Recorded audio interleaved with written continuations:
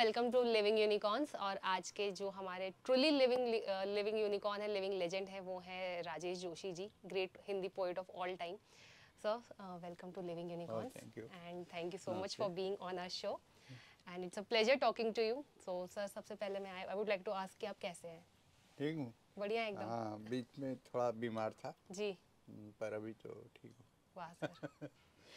Sir, मैं पूछना चाहती हूँ कि सर, जो ये कविताएं आपने लिखी हैं, सर कविता का शौक कैसे स्टार्ट हुआ आपकी लाइफ में? एक्चुअली मैं तो साइंस स्टूडेंट था और मैं तब तक साहित्य के बारे में कुछ जानता नहीं था।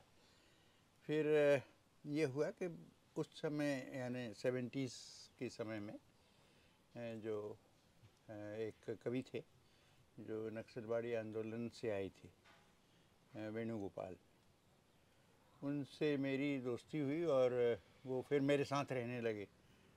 हम लोग एक ही कमरे में रह रहे थे। तो धीरे धीरे उनसे बात करते हुए, मैं बचपन में जैसे सभी लोग कुछ लिखते हैं तो आप भी लिखते थे। जी। पर वो लिखना कोई मायने नहीं रखता है उसमें, क्योंकि आप जानते कुछ नहीं है, ऐसे ही लिखते हैं।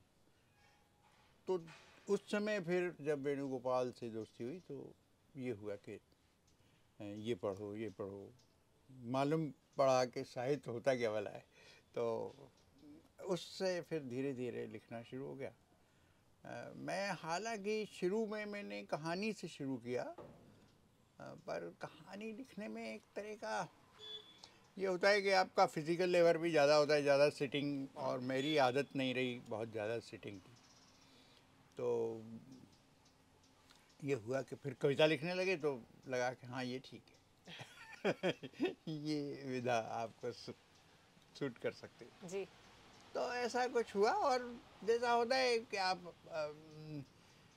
में कोई शुरू से कुछ एक लिखने की एक वो होती टेंडेंसी।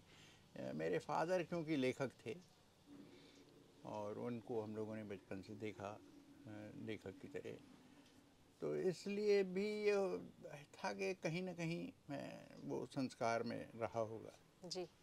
और इसलिए फिर लिखना शुरू हो गया। सही बात है सर। तो सर, शुरुआती दिन जो थे आपके, उसके पहले आप जब तक कविता से नहीं आपका इंट्रोडक्शन हुआ था, नहीं लिखते थे, तब आप क्या करते थे? कैसी जिंदगी थी आपकी? मैं एक तो मैंने एमएससी किया जूलॉजी से, और उसके बाद में बैंक में यानी बहुत छोटे छोटे कई जॉब किए। जैसे बीएससी के बाद ही मैंने इस्लामिया करीमिया में इंदौर में पढ़ाया, बायोलॉजी पढ़ाई, और भी कुछ जगहों पे नौकरी की।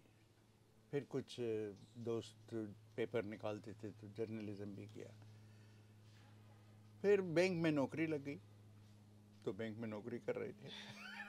और बाकी ऐसा कोई ख़ास काम नहीं कर रहे थे जो जैसे साहित्य की कैटेगरी में गिना जा सके। सिर्फ ये होता था कि अखबारों के लिए, क्योंकि दोस्त लोग अखबार निकाल रहे थे तो उसके लिए कुछ कॉलम लिखते थे एक तरह से। तो लिखने के नाम पे वही एक काम था। तो सर, वो पल कब आया, या कब वो आपको लगा कि लोग आपको जानने लगे हैं कि कोई कवि है, कविताएं लिखते हैं? ऐसा हुआ कि मतलब मैंने जब शुरू किया, 72 की बात होगी, 72 के अंतिम दौर की, तो उसी समय हिंदी में एक बड़ा आंदोलन शुरू हुआ। एक तो कि जो कमर्शियल पत्रिकाएं थीं, धर्मयोग और साप्ताहिक हिंदुस्तान जैसी जो बहुत पॉपुलर मैगज़ीन थीं, इनके बंद होने का सिलसिला शुरू हुआ, कमर्शियल मैगज़ीन्स के। जी। और उसके पैरेलल एक साहित्य में लघु पत्रिका आंदोलन शुरू हुआ है। तो साहित्यिक पत्रिकाओं का एक अलग संसार बना, और बहुत सारी साहित्यिक पत्रिकाएं उस समय निकली। तो वो हम लोगों के बिल्कुल स्टार्टिंग डेज थे, हम लोग बिल्कुल शुरुआत कर रहे थे। तो शुरुआत में ही हम लोगों को अच्छा, और इसके अलावा वही समय है जब लेखक संघों का, यानी प्रगतिशील लेखक संघ का आंदोलन फिर से शुरू हुआ। तो हम सब लोग उससे जुड़े भी, और तय है कि वो ऐसा आंदोलन चल रहा था और हम लोग लिखना शुरू कर रहे थे। तो हम लोगों को बहुत जल्दी में एक तरह से ये तो नहीं कहना चाहिए कि रिकॉग्निशन मिला, पर ये ज़रूर है कि जान लिए गए और छपना शुरू हो गया। जी। तो बहुत जल्दी ऐसा हुआ कि वाह। हम लोग जान लिए गए। बहुत अच्छी बात है सर। हाँ, तो फिर सर 80 के आसपास हाँ तक आते आते ऐसा हुआ कि काफ़ी अब जैसा पहला संग्रह आया जी। और उसी समय दो तीन घटनाएं बहुत बड़ी हुई। 80 के पहले थोड़ा सा अशोक वाजपेयी यहाँ आ गए थे और उन्होंने एक उत्सव 73 नाम से एक शुरू किया जी। सांस्कृतिक कार्यक्रम। तो 79 में जो उत्सव 79 जो था उसमें हर उत्सव में एक कविता पाठ होता था, कविता की सुबह के नाम से। तो उसमें पाँच या 6 कवि पढ़ते थे। उसमें एक सबसे सीनियर मोस्ट पोइट होता था, फिर कुछ मिडिल एज पोइट होते थे, फिर कुछ यंग पोइट होते थे। तो 79 में जो हुआ उसमें मैं और अरुण कमल यंगेस्ट पोइट्स में थे और बाकी नागार्जुन थे और बहुत सारे लोग। तो ऐसा होता है कि एक पीरियड में बहुत ज़्यादा सांस्कृतिक गतिविधियों के कारण एक वातावरण बनता है। उस वातावरण का लाभ होता है कि आपको बड़ा जल्दी एक्सपोजर मिलता है। हम लोगों फॉर्चुनेट थे इस मामले में कि हम लोगों को जल्दी एक्सपोजर मिल रहा था और एक्सपोजर मिलता है जो आपको लिखने के भी बहुत सारे वो मिलते हैं जी।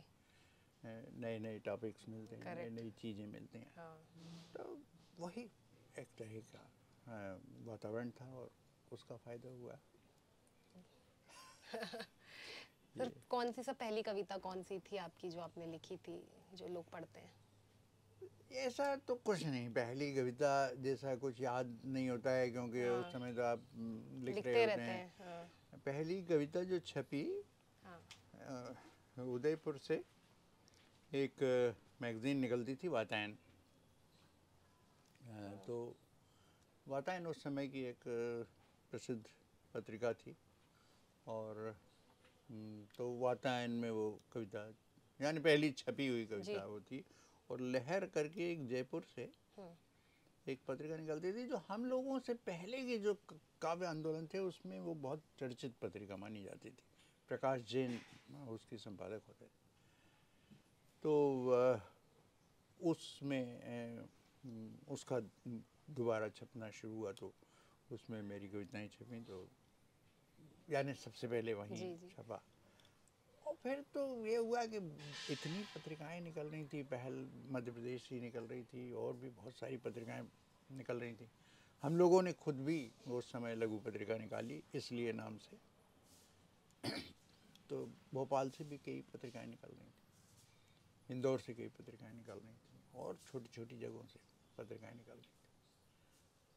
तो वो ऐसा पीरियड था जिसमें एक तरह से नया आंदोलन पत्रिकाओं का भी शुरू हो रहा था। सर तो अभी सर आज के दौर में अभी जैसे आपने टाइम को बदलते हुए देखा होगा सर 1970s में बहुत अलग दौर रहा होगा और बहुत अलग। सर फिर 90 में अलग दौर आया होगा, फिर 2000 के बाद तो काफी अलग दौर आया होगा। हाँ। सर तो क्या सर ये हिंदी लिटरेचर को भी बदलते हुए देखा है आपने? निश्चित ही, क्योंकि 90 से पहले तक का जो दौर है जो हम लोग यानी जब शुरू कर रहे थे 70s में और 80s में जब हम लोगों के संग्रह आ रहे थे और हम लोग थोड़े से इस्टेब्लिश हुए तो वो दौर बिल्कुल अलग था। पर 90 में जब टेक्नोलॉजी आई तो उसने बहुत सारी चीज़ों को बदला। सही बात यह है कि टेक्नोलॉजी के आने से ही सारा एक बड़ा चेंज होता है। इसीलिए ये कहा गया कि 90 में एक थ्योरी आई कि जो 21वीं सदी है वो शुरू होती है। यानी वो स्टार्ट हुई प्रथम विश्व युद्ध से और वो 21वीं सदी जो है यानी 20वीं सदी शुरू हुई फर्स्ट वर्ल्ड वॉर से और 90 में आके 20वीं सदी समाप्त हुई और 21वीं सदी शुरू हुई। इसलिए कि इतना बड़ा चेंज आ रहा था और जो 20वीं सदी के सपने थे और 20वीं सदी की जो बहुत सारी बातें थी, सोवियत संघ टूट रहा था और तमाम नई टेक्नोलॉजी आ रही थी, तो वो उसने एकदम बहुत बड़े चेंजेस किए और वो चेंजेस होना शुरू हुए थे। और ये हुआ कि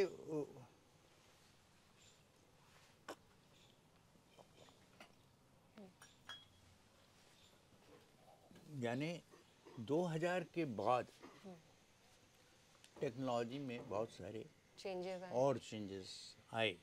यानी फर्स्ट डिकेड को अगर हम लोग देखें स्मार्टफोन के आने के समय, है ना, तो स्मार्टफोन ने एक बहुत बड़ा चेंज ये किया।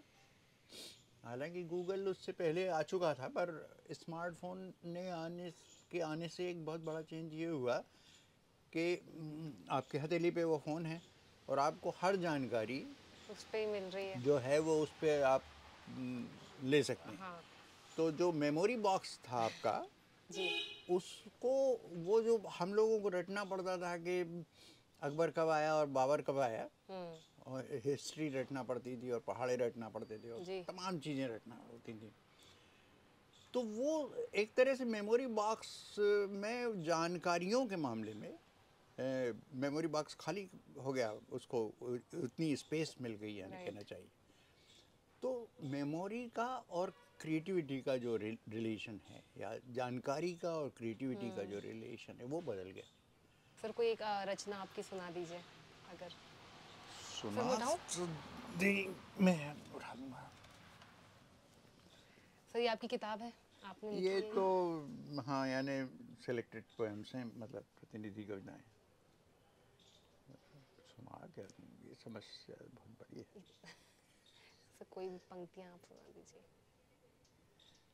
अच्छा, एक कविता है ये।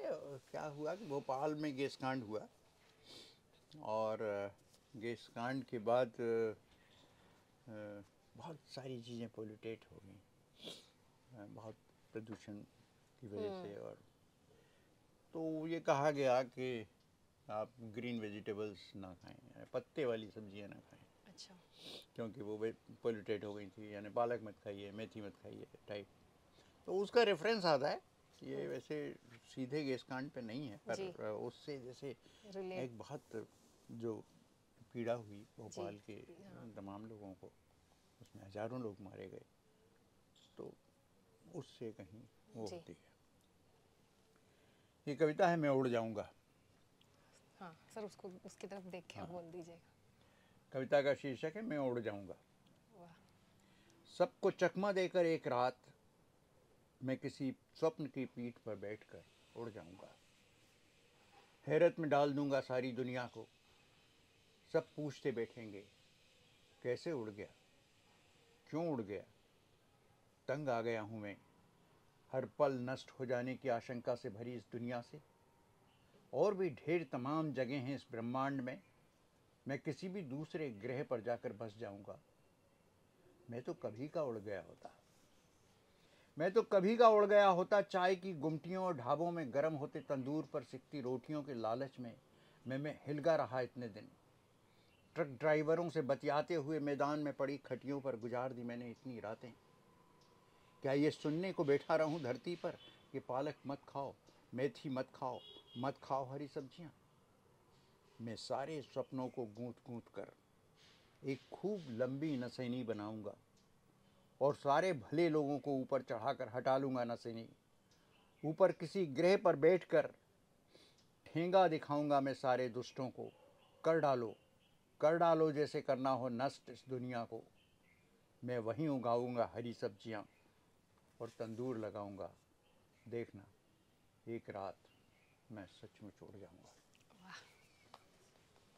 बहुत सुंदर लिखा है सर, बहुत अच्छी है सर। इसकी जो वो भावना है वो सब झलक रही है उसकी हाँ, शब्दों एक्चुअली में। हम लोग, क्योंकि मैं तो भोपाल में ही पला बड़ा जी, और पूरा जीवन यहीं गुजरा करीब करीब।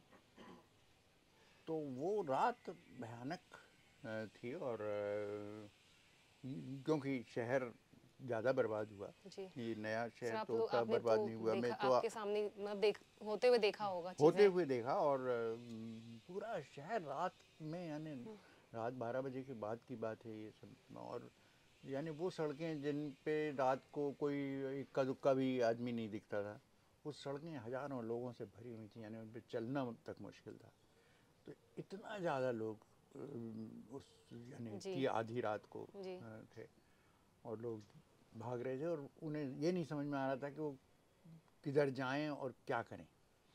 क्योंकि आप बाढ़ के अगेंस्ट तो जा सकते हैं, बाढ़ आए तो आप भाग सकते हैं, आप बाढ़ की दूसरी दिशा में चले जाइए।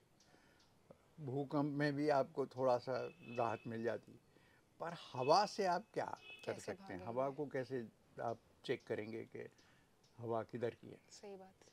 तो ये सबसे बड़ा खतरा यही हुआ भोपाल के साथ, कि भोपाल में क्योंकि बाढ़ की कोई गुंजाइश इसलिए नहीं थी कि कोई नदी नहीं थी, भूकंप का एरिया नहीं था, तो इसलिए भोपाल को कभी उस तरह के खतरे नहीं महसूस हुए। हम लोगों ने कभी सोचा ही नहीं था कि भोपाल में कोई ऐसा खतरा हो सकता है।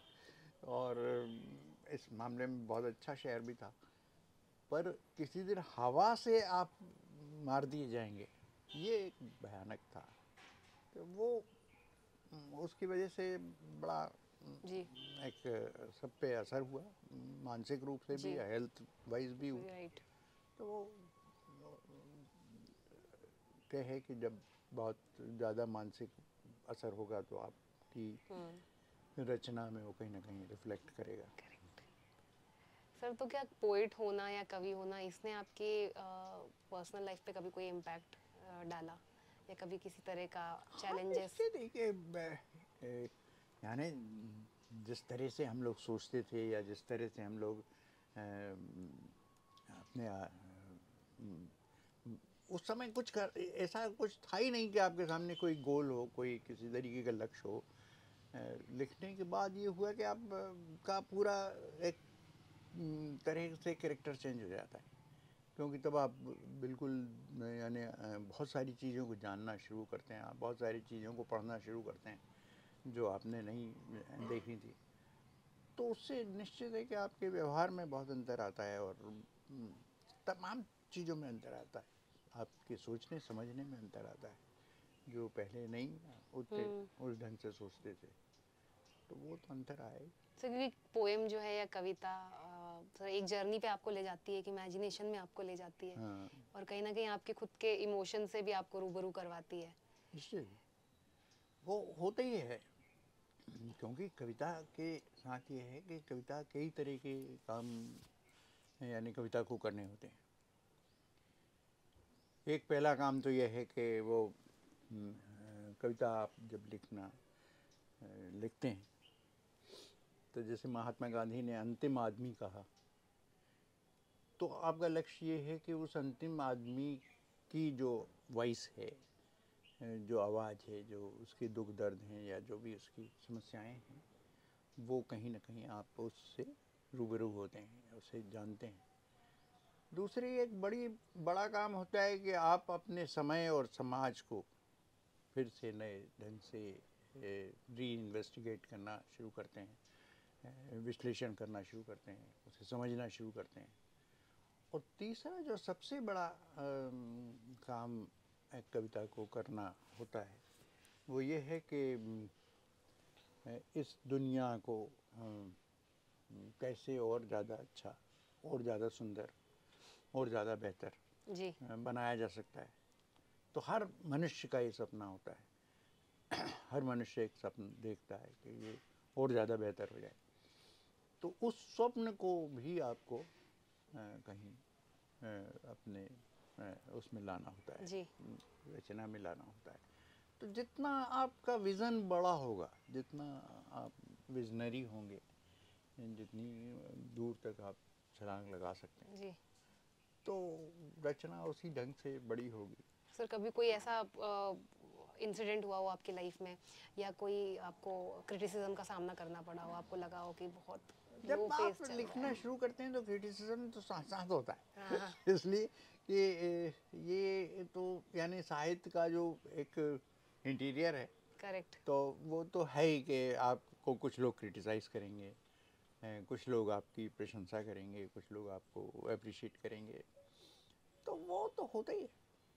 वो एक बहुत ही यानी सर क्या ये पार्ट मतलब ऑफ गेम है। करेक्ट सर, ये मतलब जो पोएट होते हैं, आर्टिस्ट होते हैं, किसी भी तरह के एक्टर्स हो सकते हैं, म्यूजिशियंस हो सकते हैं, हाँ। क्या वो उनका और पॉलिटिक्स का भी कोई कनेक्शन रहता है? एक्चुअली राजनीति को हमने बड़ा अजीब सा शब्द बना लिया है। जी। राजनीति क्या है? राजनीति दो तरह की होती है। एक तो आप जो व्यवहारिक राजनीति देख रहे हैं, पार्टी पॉलिटिक्स है या चुनाव हैं, ये सब मूल राजनीति नहीं है। जो मूल राजनीति है वो इससे अलग है।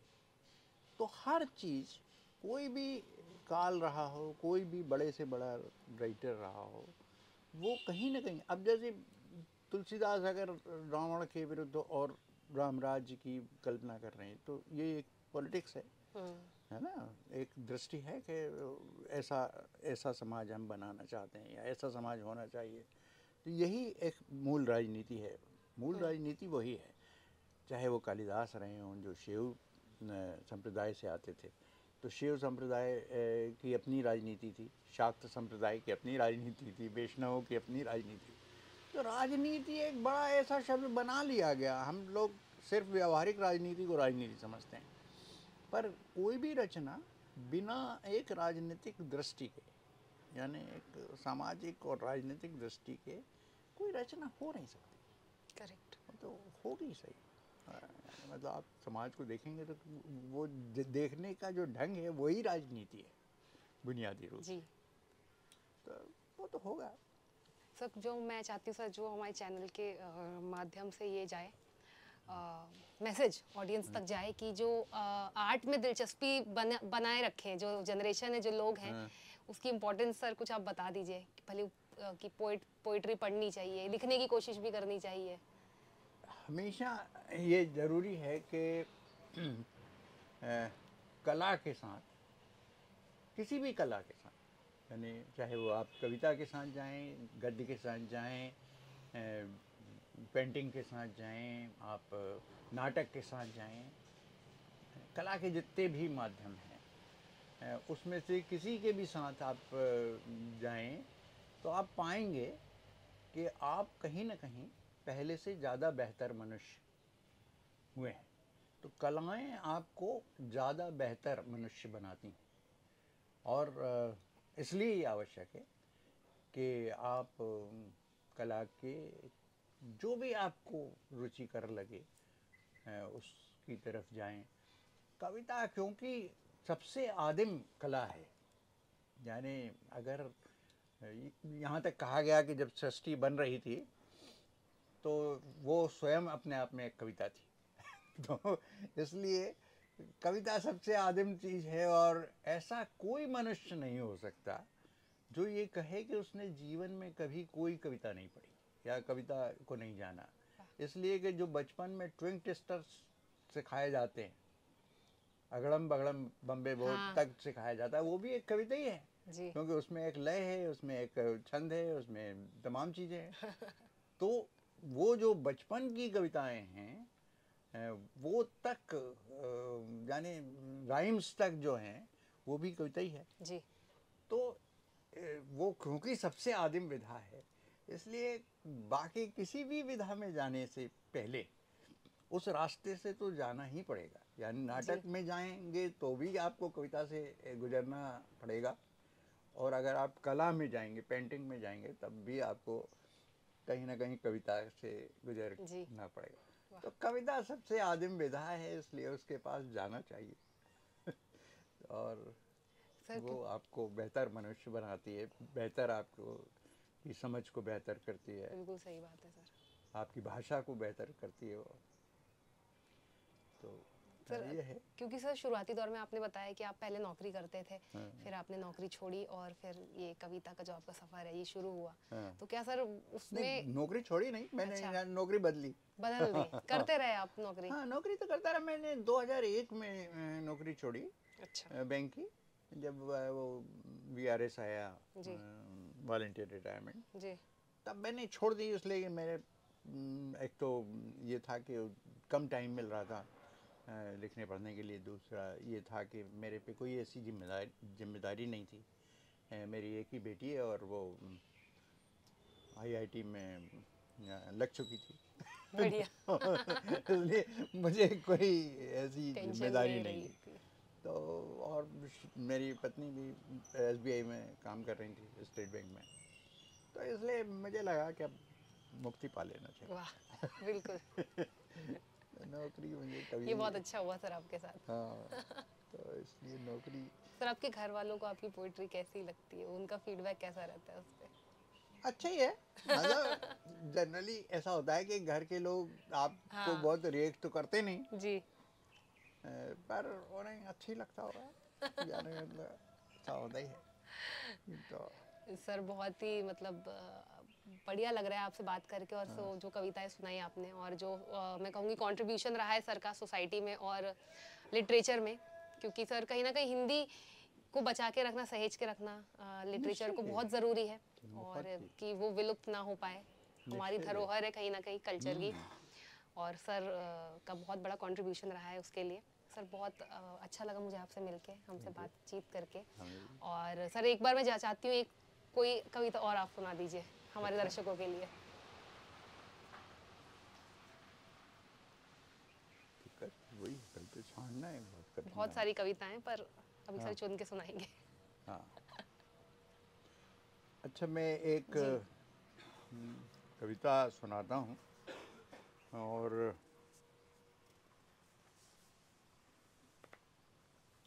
ये कविता है पीठ की खुजली। हालांकि हजारी प्रसाद द्विवेदी का एक उपन्यास है, अनाम दास का पोथा। तो उसमें भी एक वो जो रेखो है, जो ऋषि है, वो एक रानी का जो टूटा हुआ रथ है उससे जाके पीठ को खुजलाता है। तो उसके जस्ट सा रेफरेंस है इसमें, पर वैसा सीधा रेफरेंस नहीं है। और एक गुलाबी नगर जयपुर को कहा जाता है, हाँ हाँ तो ये सर। वहीं लिखी गई थी, तो अच्छा। इसलिए उसका रेफरेंस है। अभी अभी लौटा हूँ सारे काम धाम निपटा कर, रात का खाना खाकर। अभी अभी कपड़े बदल कर घुसा हूँ होटल के बिस्तर में, और रह रह कर पीठ में खुजली हो रही है। रह रह कर आ रही है इस समय तुम्हारी याद। काम आ सकती थी जनेऊ इस समय, पर उसे तो बहुत पहले ही छोड़ आया पैतृक घर की खूंटी पर। कोई बैलगाड़ी भी नहीं यहाँ कि जिसके पहिए से टिक कर खुजला लूं अपनी पीठ। जहां तक जा सकता है ले जाता हूँ खींच कर पीठ पर अपना हाथ, लेकिन ये नामुराद खुजली हर बार और आगे खिसक जाती है मेरे हाथ की पहुंच से। मेरे हाथ की हद के आगे से शुरू होती है तुम्हारी हथेली की याद। मेरे हाथ की हद के आगे से शुरू होती है तुम्हारी हथेली की याद। याद ने भी क्या कारण खोजा है आने के लिए घर से इतनी दूर इस गुलाबी शहर वाह, बहुत बढ़िया, में। तो बहुत अच्छा रेफरेंस है। सर कौन से लेखकों का या कवियों का आपकी लाइफ में इम्पैक्ट रहा है, या जिन्होंने बहुत प्रेरित किया आपको? बहुत सारे होते हैं, हाँ क्योंकि शुरू जब आप कर रहे होते हैं तो बहुत लोग आपके संपर्क में होते हैं। बहुत सारे लोग पहले गुजर चुके होते हैं, निराला जैसे। सूर्यकांत त्रिपाठी निराला। तो वो हम लोग तो बहुत छोटे रहे होंगे, मतलब हम जी लोग ने नहीं देखा उन्हें। पर नागार्जुन हमारे समय में थे और हमारे घर भी आए। जी। और त्रिलोचन जी यहाँ पे रहे बहुत दिन तक। हाँ त्रिलोचन शास्त्री, केदारनाथ अग्रवाल रहे, केदारनाथ सिंह रहे। जी केदारनाथ सिंह की बेटी यहीं सामने ही रहती थी, जी। तो वो अक्सर आ जाते थे। हाँ तो ऐसे बहुत सारे जो सीनियर पोइट थे, जो हम लोगों से काफ़ी सीनियर थे, यानी मतलब करेक्ट। अब कोई भी नहीं है। तो वो सब सीनियर पोइट्स कहीं ना कहीं। और वेणुगोपाल से ही जी पहली दोस्ती हुई थी, तो इसलिए उनका असर तो है ही। रहा ही है। तो ऐसा होता है। और फिर धीरे धीरे आप बहुत सारे लोगों के संपर्क में आते हैं, तो बहुत सारे लोगों के वो होते हैं आप। हालांकि उसे प्रभाव नहीं कहना चाहिए, बल्कि यह है कि आप सीखते हैं बहुत सारी चीज़ों से। और हर चीज़ से सीखा जाता है, मतलब सिर्फ मनुष्यों से ही नहीं, यानी मतलब पेड़ और पेड़ पौधों से और पक्षियों तक से सीखते ही आदमी, कुछ ना कुछ तो सीखते ही, बिल्कुल सही है बात ना। है। तो वो तो सीखना एक हमेशा एक, आप हमेशा एक स्टूडेंट होते हैं और हमेशा आप सीखते रहते हैं, तो उसमें लोग मिलते हैं तो उनसे सीखने का मौका होता है। वाह, बिल्कुल सही बात है सर। जैसे हम भी आज यहाँ बैठे हैं तो आपसे बात करके इतनी सारी चीज़ें सीखने को भी मिली, बहुत सारी नई बातें पता चली, तो कहीं ना कहीं वो चीज़ मोटिवेटिंग है हमारे लिए। हाँ, नहीं होते ही है। आप जितना यानी जीवन में जितनी भी जगह जाएंगे तो उससे कुछ ना कुछ आप सीख रहे होते हैं, चाहे आप कॉन्शियसली सीखें और चाहे अनकॉन्शियसली सीखें, करेक्ट, करेक्ट, पर सीखते तो हैं। बिल्कुल सही बात है सर। कौन सी चीज़ कब आपके अनकॉन्शियस में चली जाएगी, आपके अवचेतन में चली जाएगी, आप नहीं पता इसे चलता नहीं सर। पता लगता। वो किसी दिन अचानक, अरे ये तो उस दिन ऐसा हुआ था। बिल्कुल सही बात है। ये होता है। वाह सर, ये था आज का हमारा एपिसोड लिविंग यूनिकॉर्न्स का with the one and only Rajesh Joshi ji. तो sir thank you so much once again for being with us and ठीक है, मिलते हैं। Thank you so much for watching us.